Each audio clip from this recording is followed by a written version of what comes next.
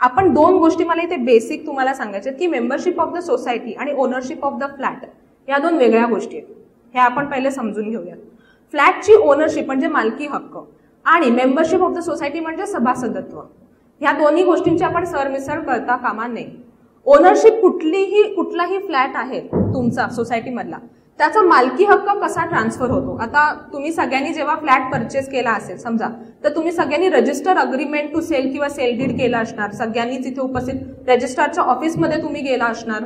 तिथे जाऊन ते 2 विटनेसेस सही करून थंब लावून वगैरे ते document stamp duty registration charges भरून अशा पद्धतीने तुम्हाला ती ओनरशिप मिळालेली आहे.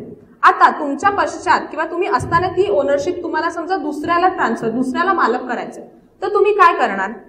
फॉर एक्झाम्पल एखादा मेंबर जिवंत आहे तर जिवंतपणे तो आयदर सेल करू शकतो म्हणजे दुसऱ्याला विकणार किंवा गिफ्ट करणार. ह्याचं डॉक्युमेंट रजिस्टर करावं लागतं. म्हणजे जर का तुम्ही एखाद्याला विकत असाल तर आपण त्याचं सेल डीड करतो, ते आपण सब रजिस्ट्रारच्या ऑफिसमध्ये रजिस्टर करतो. स्टॅम्प ड्युटी आणि रजिस्ट्रेशन चार्जेस गव्हर्नमेंटला भरतो.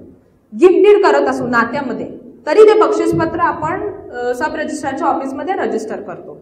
सो कुठल्याही इमूव्हेबल प्रॉपर्टीचा मालकी हक्क एका माणसाकडनं दुसऱ्या माणसाला ट्रान्सफर करायचा असेल तर रजिस्टर डॉक्युमेंट करावं लागतं.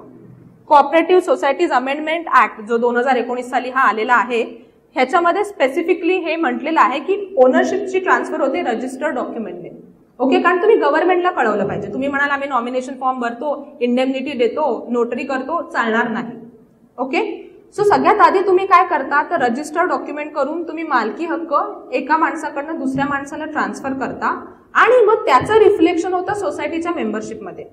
मग आता जो नवीन ओनर झालेला आहे, मालक झालेला आहे, त्याने सोसायटीला ऍप्लिकेशन करायचं असतं की बाबा हे माझं डॉक्युमेंट आहे, त्याची कॉपी सोसायटीला सबमिट करायची असते की मी आता नवीन ओनर झालेलो आहे, आता मला तुम्ही मेंबर पण करा सोसायटीचा.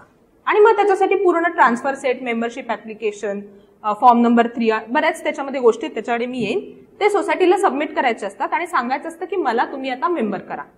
सो ह्या दोन गोष्टी पहिले आपण क्लिअर ठेवूया की सगळ्यात आधी मेन गोष्ट काय की मालकी हक्क ट्रान्सफर होतो आणि त्याचं प्रतिबिंब म्हणून मेंबरशिप ट्रान्सफर होते सोसायटीमध्ये. आता सोसायटी काय ट्रान्सफर करते, तुम्ही सगळे आपल्याला शेअर सर्टिफिकेट बघा.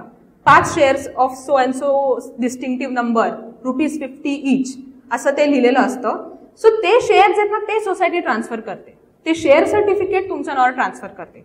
सोसायटी मालकी हक्क ट्रान्सफर करत नाही. सोसायटीला तो अधिकार नाही. सोसायटी ही प्रायव्हेट बॉडी आहे. मालकी हक्क ट्रान्सफर करण्यासाठी आपल्याकडे कायदा आहे, transfer of property act, registration act. त्याच्यामध्ये काय म्हणले, डॉक्युमेंट रजिस्टर करा, गव्हर्नमेंटला डिस्क्लोज करा, गव्हर्नमेंटला स्टॅम्प ड्युटी, रजिस्ट्रेशन चार्जेस भरा आणि मालकी हक्क ट्रान्सफर करून घ्या.